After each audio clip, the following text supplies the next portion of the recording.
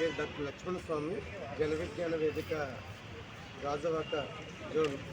ప్రధాన కార్యదర్శిని. ఈరోజు గురజాడ అప్పారావు గారి యొక్క శత జయంతి వారోత్సవాల్లో భాగంగా ఈరోజు గాజువాక ఎంఆర్ఓ గారికి మరియు గాజువాక జోనల్ కమిషనర్ గారికి గురజాడ గారి యొక్క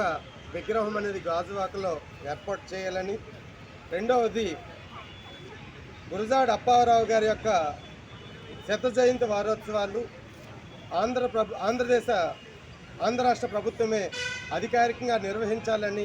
ఈ రెండు డిమాండ్లతో ఈ కార్యక్రమం సుమారు 30 మంది విద్యార్థులతో లక్కీ అమర్ స్కూల్ పాఠశాల అమర్ గారి ఆధ్వర్యంలో, అదేవిధంగా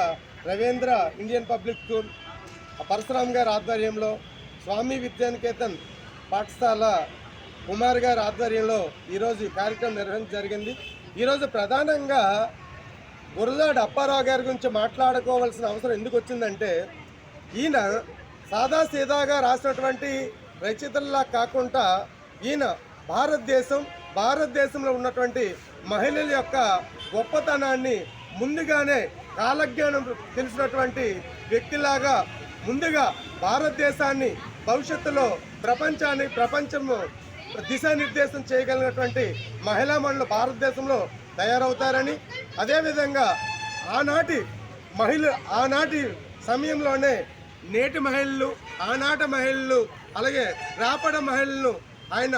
వేరియేషన్ చూపిస్తూ భవిష్యత్తు మహిళ ఏ విధంగా ఉంటుంది, భవిష్యత్తు మహిళ ప్రపంచాన్ని, భారతదేశాన్ని ఏ విధంగా ముందుకు తీసుకువెళ్తుంది అనేది ముందుగా చెప్పారు. ఆయన చెప్పినట్లుగా